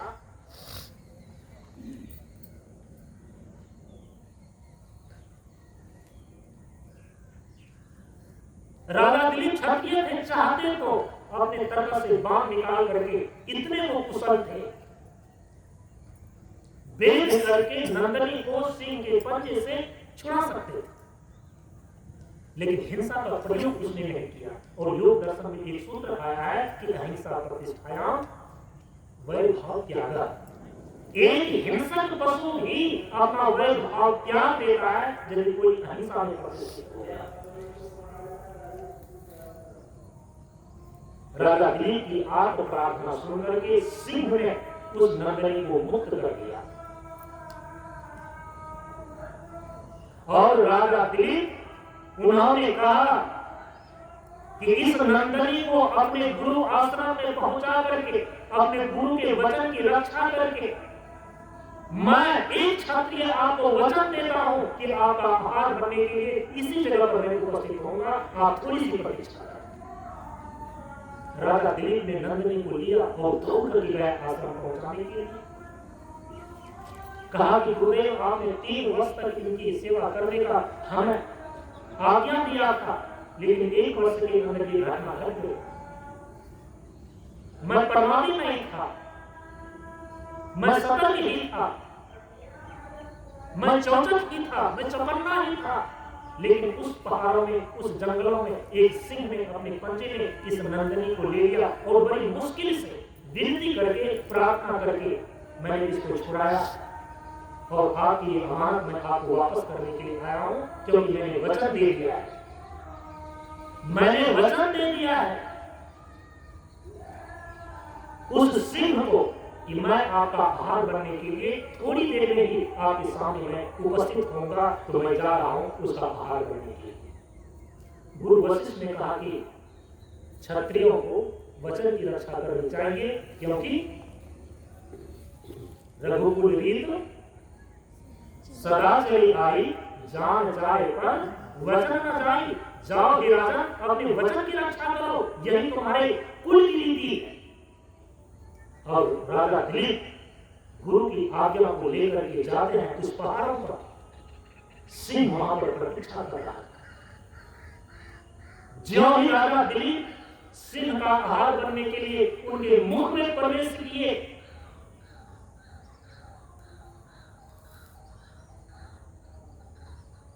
अब उनको लगा कि मैं तो सिंह का अब निवाला बना, उनके पेट के भीतर गया, लेकिन दूसरे क्षण ही अनुभव करता है कि उनके सिंह पर कोई हाथ फेंक रहा है। आंख खोल करके राजा दिलीप देखते हैं वो सिंह नहीं है, गुरु वशिष्ठ वहां पर है और उनकी गोद में राजा दिलीप। वो सिंह कोई और नहीं था, स्वयं ब्रह्मर्षि वशिष्ठ जी सिंह का रूप धारण करके राजा दिलीप की सेवा की परीक्षा करने के लिए लेने के लिए गए थे। समझ रहे हैं? और उसी समय वात्सल्य भाव को प्रकट करते हुए वशिष्ठ जी ने कहा कि जाओ, तुम परीक्षा में उत्तीर्ण हो गए हो, तुम्हें पुत्र रत्न की प्राप्ति हो जाएगी। और इसके बाद राजा दिलीप को पुत्र रत्न की प्राप्ति हुई और उसके बाद जो आगे का वंश चला, उसी वंश में राजा दशरथ हुए। राजा दशरथ के पिता कौन थे? अजय। राजा दशरथ के पुत्र के रूप में भगवान स्वयं राम बन करके आए। सेवा से है सद्गुण आदेश, जिससे जीवन सुखमय होता, जिसमें सेवा भाव नहीं तो सुख शांति चैन कहां होगा। संत महापुरुषों की लंबे समय तक उनकी संगति बिना सेवा की भावना की नहीं प्राप्त हो सकती। अब जो सत्संग की त्रिवेणी में जो दूसरी चीज है, उसका नाम है संयम। संयम का अर्थ होता है परहेज। अभी मैंने कहा ना, विषय को ग्रहण और त्याग करने की विधा का नाम है धर्म, इसी का नाम है संयम। और परम पूज्य गुरुदेव ने इस संयम के संबंध में अपने उपदेश में निर्देश दिया कि संयम और नियम अध्यात्म के दो विशिष्ट अंग हैं, अनुशासन और शिष्टाचार की एकाग्रता। ये संयम क्या है? संयम है परहेज, संयम है अपने आप को बचाना। इसी संयम को दूसरे शब्द में कहते हैं सदाचार। इसीलिए मैंने कहा कि इस संयम का संबंध, इस संयम की संगति सत्संग की दूसरी कक्षा से है। सत्संग की दूसरी कक्षा क्या है? सात्विक विषयों का सेवन करना। तो संयम का मतलब क्या? जो विषय का सेवन हो रहा है ना, उसमें संयम, उसमें धर्म, उसमें मर्यादा रखना। तो परम पूज्य गुरुदेव ने कहा कि जीवन में बहुत सारे व्यवहार हो रहे हैं, लेकिन उन सारे व्यवहारों को यदि 5 बिंदुओं में तुम समझो और यदि तुम पांचों विषय में संयम रखते हो ना, तो वही कहलाता है सदाचार। नशीले पदार्थ, अश्लील शब्द और कदाचार की जगह हितकर पदार्थ, शुभकर शब्द और सदाचार आवश्यक है। यदि ये सदाचार की साधना, ये संयम की साधना, सात्विक विषयों का सेवन करने की साधना यदि लंबे समय तक चलता रहा ना, यही सदाचार हमें ब्रह्मरूप हो जाता है। ये सदाचार ब्रह्मरूप है। माने जो व्यवहारिक सत्य को अपने जीवन में सदाचार के रूप में प्रतिष्ठित कर लेता है, वही परमार्थ सत्य ब्रह्म को उपलब्ध हो जाता है। सदाचार ब्रह्मरूप है कहने का यह अभिप्राय कि सदाचार की साधना से, अर्थात व्यवहारिक सत्य की साधना से, एक दिन वह साधक परमार्थ सत्य ब्रह्म को उपलब्ध हो जाता है। परमार्थ सत्य के रूप में जो ब्रह्म है, उस ब्रह्म का अनुभव और अनुभूति करने में वह सफल हो जाता है, ब्रह्म दर्शन कर लेता है। तो साधना सत्संग की त्रिवेणी में जो दूसरी चीज संयम है, ये संयम क्या है? सदाचार। ये संयम क्या है? सात्विक विषयों का सेवन। और सदाचार के 5 अंग, क्योंकि 5 विषय हैं, 5 विषय के संयम को लेकर सदाचार के 5 अंग हो जाते हैं। परम पूज्य गुरुदेव ने कहा कि सदाचार का जो पहला अंग है, वो है खान पान में सात्विकता। जो भोजन आप खाते हैं ना, उसमें सात्विकता रखनी चाहिए। अब भगवान ने मुंह दिया है, आप कुछ भी खा लेते हैं, कोई मना थोड़े आपको कर रहा है, कोई मना करेगा नहीं। लेकिन याद रखिएगा, आप जैसा खाएंगे अन्न, वैसा ही बनेगा आपका मन। जैसी होगी आपकी आहार, वैसा ही चलेगा आपके मस्तिष्क में विचार। आहार शुद्धो, सत्व शुद्धो, सत्व शुद्धो, ध्रुवा स्मृति लब्ध्वाम विप्र मोक्षा।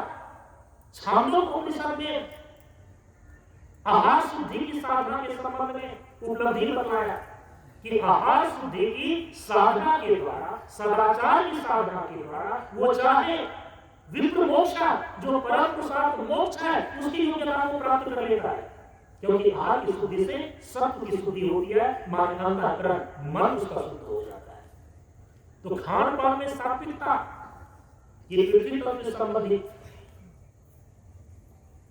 ये पहला संयम।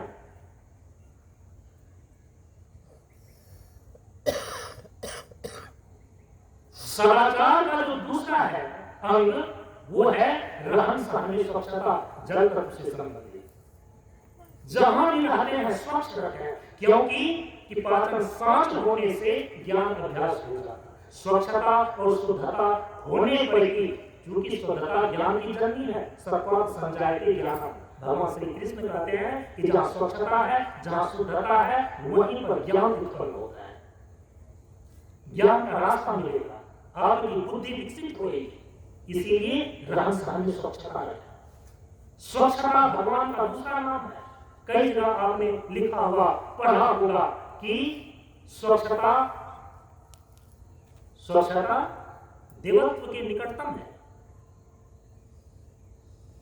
Cleanness is the other name of the God.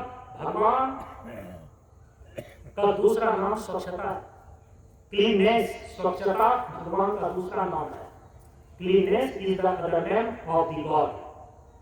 क्योंकि जब तक स्वच्छता नहीं होगी, अपने भीतर शुद्धता नहीं आएगी, और जब तक शुद्धता नहीं आएगी तो आप अपने भीतर अपने स्वरूप का दर्शन नहीं कर सकते, भगवान का दर्शन नहीं कर सकते। तो खान पान में सात्विकता, ये सदाचार का पहला अंग है। रहन सहन में स्वच्छता, ये सदाचार का दूसरा अंग है।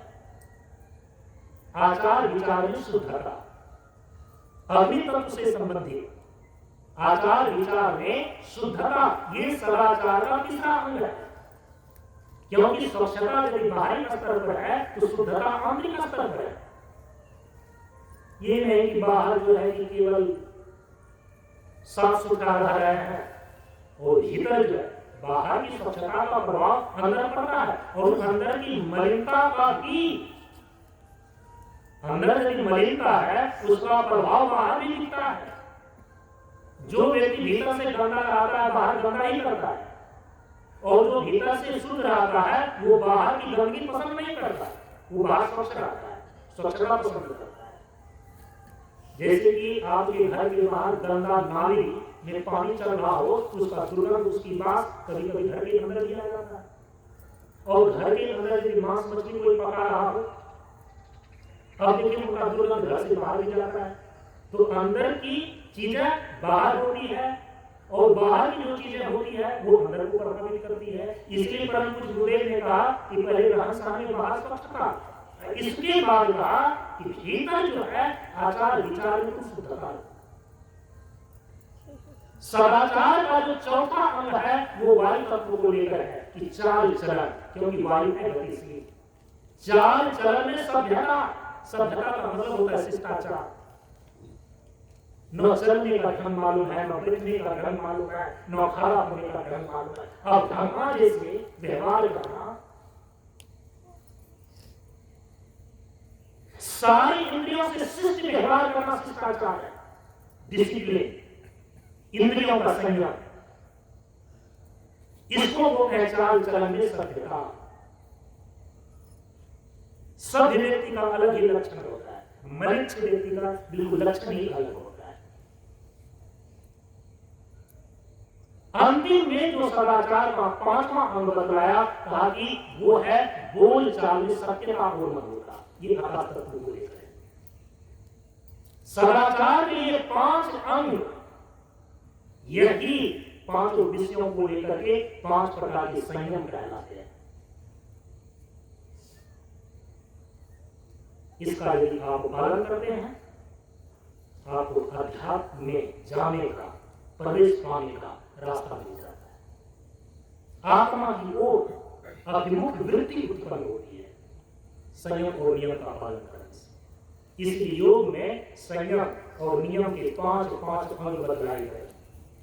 भगवान बुद्ध ने भी पंचशील का सिद्धांत दिया, इन 5 विषयों का संयम लेकर। योग दर्शन के अंदर जो संयम है वहां पर यम कहा गया है, उसके 5 भाग हो जाते हैं, 5 व्रत हो जाते हैं। कौन कौन? सत्य, अहिंसा, अस्तेय, ब्रह्मचर्य और अविद्या। नियम के भी 5 भाग, 5 अभ्यास हो जाते हैं: शौच, संतोष, तप, स्वाध्याय और ईश्वर प्रणिधान। इसी को एक शब्द में यहां पर कहा गया है, संयम। सत्संग की त्रिवेणी की दूसरी चीज संयम, अर्थात सत्संग की दूसरी कक्षा सात्विक विषयों का सेवन करना। इसी को कहा जाता है सदाचार की साधना।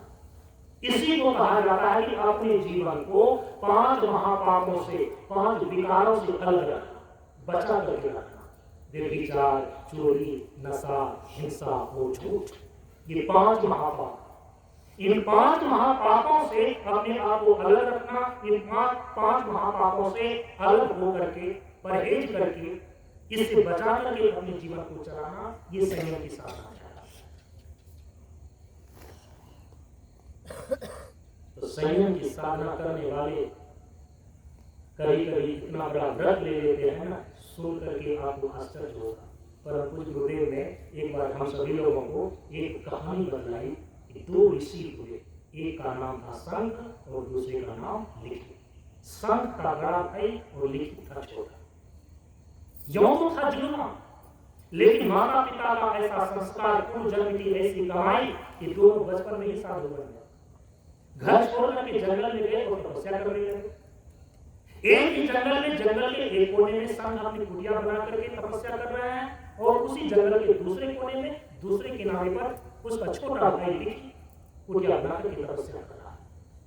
संयम और नियम का पालन करने वाला, सत्य, अहिंसा, अस्तेय, ब्रह्मचर्य और परिग्रह। और उधर लिखित भी 5 नियमों का पालन करने वाला, 5 संयम का पालन करने वाला। एक दिन घटना घटित होती है। बहुत दिन जब हो गया, छोटा भाई लिखित के मन में आया कि बड़े भाई संत से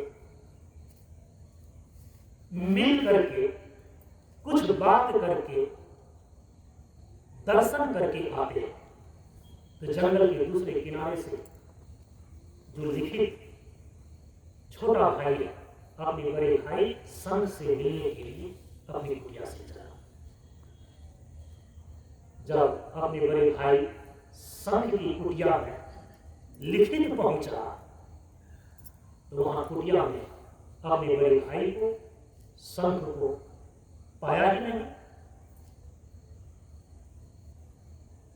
लेकिन अगल बगल की परिस्थिति को देख करके पता चला कि किसी जरूरी काम से आश्रम से बाहर गए, क्योंकि कपड़े सूख रहे हैं कुटिया के पीछे, पानी से भरा हुआ घड़ा पास में रखा हुआ। यदि बहुत दिनों से बड़े भाई संत इस आश्रम को छोड़ करके अन्यत्र चले गए होते, तो ये लक्षण नहीं दिखाई देते कि कपड़े भी सूख रहे हैं, पानी से भरा हुआ घड़ा भी है। तो इंतजार करने लगा। इंतजार करते करते दोपहर हो गई, ग्रीष्म ऋतु का समय। बड़े भाई संत के कुटिया के पीछे एक आम का पेड़, ग्रीष्म ऋतु में आम में फल लगते हैं, फल लगा हुआ। लिखित के मन में आया कि आम का फल तोड़ करके थोड़ा सा अल्पाहार करो, नाश्ता कर लो, भोजन खा लो, क्योंकि दोपहर होने को आया है। और मन में सहज ही एक वृत्ति आई आम को खाने की, क्योंकि भूख भी लग चुकी थी। लिखित गया और कुटिया के पीछे जो आम के पेड़ में आम लगा हुआ था, आम तोड़ करके ले आया, तोड़ करके ले आया, धो करके घड़े में जो पानी रखा हुआ था उससे धो करके जो ही खाना चाहा, अब मुंह में डालने वाला ही था कि लिखित का हाथ रुक गया। काफी अरे देव ने क्या कर दिया। 12 वर्षों से जिस यम और नियम का पालन किया, जिस संयम का, जिस व्रत का मैंने अनुष्ठान किया, चूल्हा की आग ने आज उन्हीं को, उसी व्रत को भंग करने के लिए मजबूर कर दिया। क्योंकि संयम के अंदर जो 5 व्रत है, सत्य, अहिंसा, अस्तेय, ब्रह्मचर्य और अपरिग्रह। उसमें जो अस्तेय है, अस्तेय का अर्थ होता है चोरी ना कर। चोरी की भावना से लिखित ने आम के पेड़ से आम को चोरी भी नहीं किया, चुराया भी नहीं। सहज भाव आया था कि भूख लगी है, दोपहर आने को है, बड़े भाई संग कब आएंगे नहीं आएंगे, थोड़ा सा अल्पाहार कर ले, इसलिए आम उसने तोड़ा था। लेकिन उस व्रत की निष्ठा, उस संयम की निष्ठा को देखिए, उस आम को अपने मुख के अंदर नहीं डाला। उसने कहा कि शास्त्रों में तो बताई गई है कि पर से संबंधित किसी भी वस्तु को, जिस वस्तु पर जिस व्यक्ति का अधिकार है, उनसे बिना पूछे हाथ भी लगाना चोरी माना जाता है। यदि इस पेड़ पर मेरा अधिकार नहीं है, मेरे बड़े भाई संघ का अधिकार है, उनके आदेश के बिना उनके आम के वृक्ष से मैंने आम तोड़ कैसे लिया? मेरा तो व्रत टूट गया। यह तो एक प्रकार का अस्तेय, चोरी ना करना, पर से संबंधित किसी भी वस्तु को बिना उनकी आज्ञा और अनुमति का हाथ ना लगाना, ये अस्तेय कहलाता है। मैंने तो हाथ लगा दिया, मेरा अस्तेय का व्रत ही भंग हो गया। इसी ऊहापोह में, इसी भीतर की अफसोस में लिखित पश्चाताप कर ही रहा था कि उधर से उनका बड़ा भाई संघ पहुंचता है। संघ जब अपने छोटे भाई लिखित को बहुत दिनों के बाद अपने आश्रम आया हुआ देखा, प्रसन्न चित्त तो हुए, लेकिन अपने छोटे भाई का चेहरा मलिन देख करके बड़े भाई संघ ने पूछा, भाई तुम्हारा चेहरा उजड़ा हो क्यों? तुम्हारे साथ कुछ हुआ तो नहीं? कहा कि भैया हुआ तो कुछ नहीं है, लेकिन मैंने एक बहुत बड़ी गलती कर दी। 12 वर्षों से जिस यम और नियम का पालन किया, आपकी प्रतीक्षा में मैं कई घंटे रहा, लेकिन दोपहर होने को जब आई, मेरे मन में आया कि अल्पाहार कर लूं। भूख का अनुभव हुआ और मैंने बिना पूछे आपके आश्रम के पीछे आम के पेड़ से एक आम को तोड़ लिया। हंस करके बड़े भाई संत ने कहा कि इसमें क्या गलती है? तुम मेरा छोटा भाई है, मैं तुम्हारा बड़ा भाई, एक आम तोड़ ही लिया तो इसमें गलती क्या हुई? कहा कि भैया नहीं, हम लोगों ने बचपन से तपस्या करने के लिए ही घर द्वार छोड़ करके जंगल आए। 12 वर्षों तक हम लोगों ने तप किया, यह नियम पूर्वक तप किया। क्या भैया शास्त्र में ये लिखा हुआ नहीं है? आप भाई के संबंध से नहीं, छोटा भाई की दृष्टि से नहीं, आप बड़े भाई हैं, वात्सल्य की भावना से नहीं, बल्कि एक गुरु की भावना से आप हमको ये विचार करके बतलाइए, क्या मेरे से गलती नहीं हुई? क्या शास्त्र में नहीं लिखा हुआ है कि पर से संबंधित किसी भी वस्तु को बिना उनकी अनुमति का हाथ लगाना भी चोरी के अंदर आता है? अस्तेय नियम भंग माना जाता है।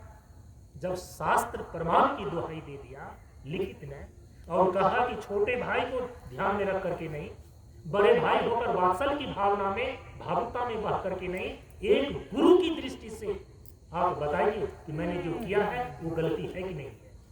अंत में बड़े भाई संत को कहना पड़ा कि हाँ, अस्तेय व्रत का शास्त्रीय दृष्टिकोण से उल्लंघन माना जाएगा, लेकिन तुम क्यों अपने आप को इतना गलाने से भर रहा है? उसने कहा कि यदि ये गलती है, यदि इसका पश्चाताप और इसका दंड हमको नहीं मिलता है, ये गलतियां फिर से दोबारा दोहराई जा सकती हैं, आगे हो सकती हैं। इसीलिए चूंकि आपके आम के पेड़ से मैंने आपसे बिना पूछे एक आम तोड़ लिया है, मैं अपराधी हूं। इस आम के पेड़ के स्वामी आप हैं, आप मुझे दंड दें। अब आया था मिलने के लिए इतने दिनों के बाद, अब यहाँ अपराधी और दंड, जब इस प्रकार की बातें होने लगी तो बहुत संत ने समझाया, लेकिन लिखित ने कहा कि भैया मेरा व्रत यहां पर भंग हो रहा है, यदि आप दंड हमें दे देते हैं मेरा प्रायश्चित हो जाएगा, इसलिए आप मुझे दंड दें। शंख ने दंड नहीं दिया। दंड देने के लिए जब तैयार नहीं हुए तो जानते हैं, लिखित चला गया राजा के पास और जाकर के उन्होंने सारी घटना बताई।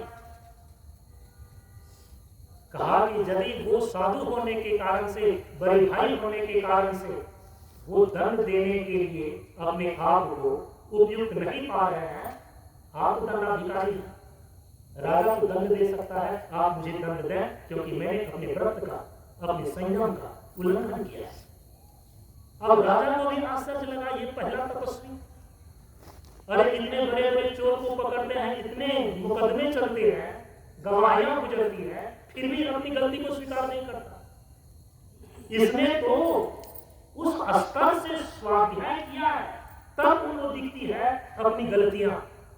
उतनी सूक्ष्म स्तर से जब स्वाध्याय चलती है, तब ये सारी चीजें, ये गलतियां दिखाई पड़ती है। राजा के ध्यान में आया कि जानबूझ करके आपने तो कोई गलती नहीं किया है। कहा कि गलती जानबूझ करके हो चाहे अनजाने हो, गलती होती है, फिर वो दोहराई ना जाए, इसीलिए आप मुझे दंड दें। जब राजा भी दंड देने के लिए तैयार नहीं हुए तो तब कहा मैं आपको श्राप दे दूं। लिखित में कहा कि मैं आपको श्राप दे दूं, आप मुझे दंड दो।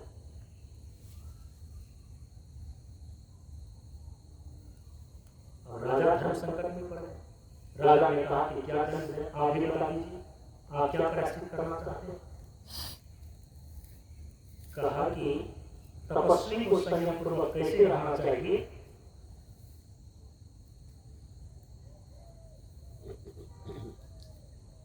मैं उसका उदाहरण पेश करना चाहता हूं। जिस हाथ से मैंने बिना पूछे आम को उठाया है, इस हाथ को काट दिया, और राजा के द्वारा लिखित में अपना हाथ कटवा लिया, एक हाथ कटवा। आज भी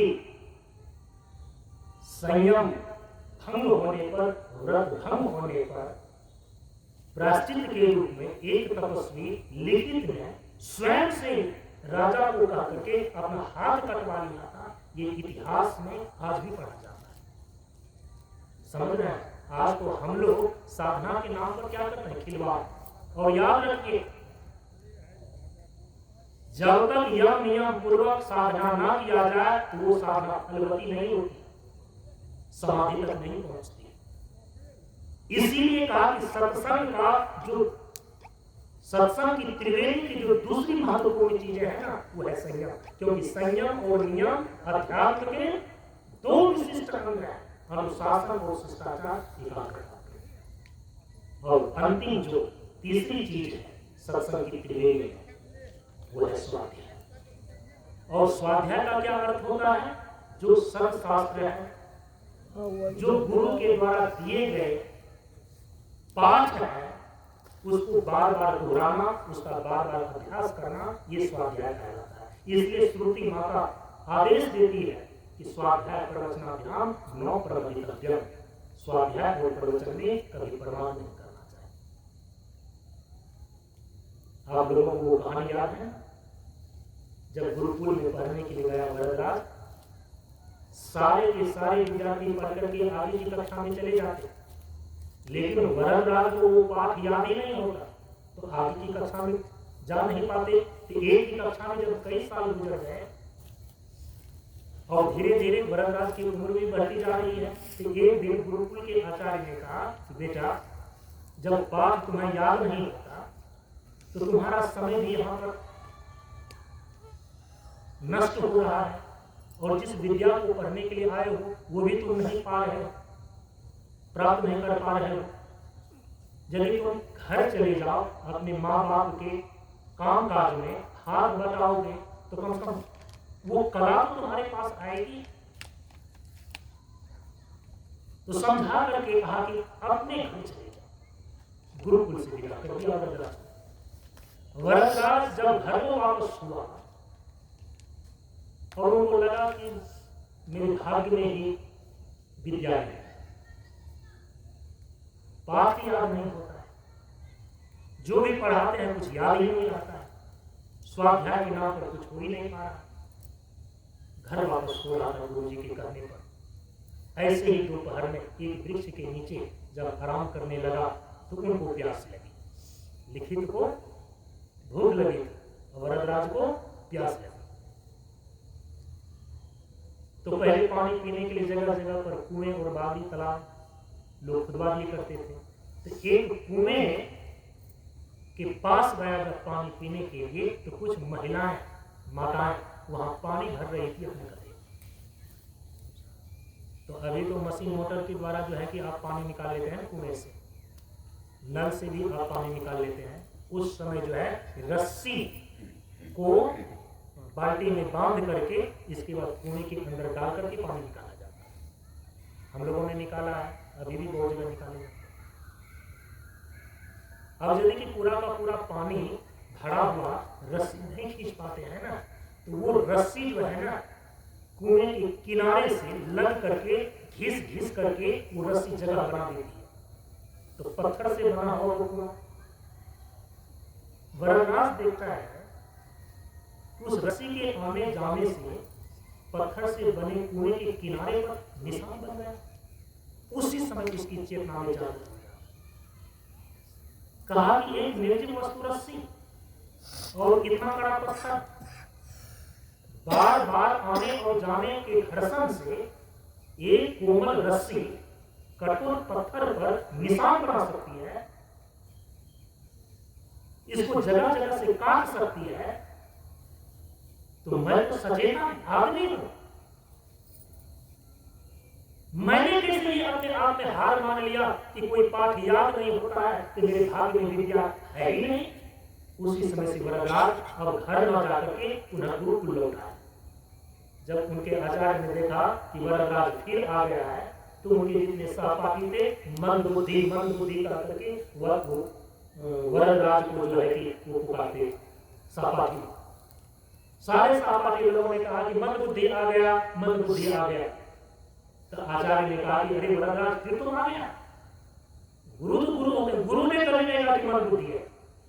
खाली उन्होंने कहा कि यदि पाठ याद नहीं हो पाता है तो घर जाकर के अपने माँ बाप का काम काज यदि देखोगे तो वो कला विद्या तो तुम्हारे पास आ जाएगी, उसी से गुजर बसर हो जाएगी। कभी मंद बुद्धि नहीं कहा।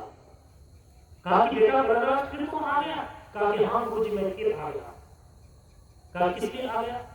कहा कि मैं अब स्वाध्याय करूं। कहा कि स्वाध्याय कितने दिनों से कर रहा था? कहा कितने दिनों से कर रहा था, अब जो मैं करूंगा वो करने का ढंग अलग। कहा कि हुआ तो क्या? तो उन्होंने पूरी घटना बताई। कहा कि गुरु जी बताइए, पानी पीने के लिए मैं कुएं पर गया तो मैंने देखा कि एक कोमल रस्सी बार बार आने जाने पर एक पत्थर को काट सकती है, अपना निशान बना सकती है, और हम तो आदमी ही हैं। आप पढ़ाएं और यदि हम बार बार पढ़ें, बार बार अभ्यास करें, वो पाठ याद ना हो, ये हो नहीं सकता है। मैं दृढ़ संकल्प लेता हूं कि आप जो पाठ पढ़ाएंगे उसका बार बार अभ्यास करके मैं उसको अवश्य अपने अंदर याद करूंगा। और जानते हैं जब वरदराज ने उस कुएं पर की घटना से रस्सी के द्वारा प्रेरणा लेकर के पुनः गुरुकुल में आकर के जब स्वाध्याय करना प्रारंभ किया, ये घटनाएं हमारे श्रुति में आख्यायिका के रूप में लिखी गई है वरदराज की।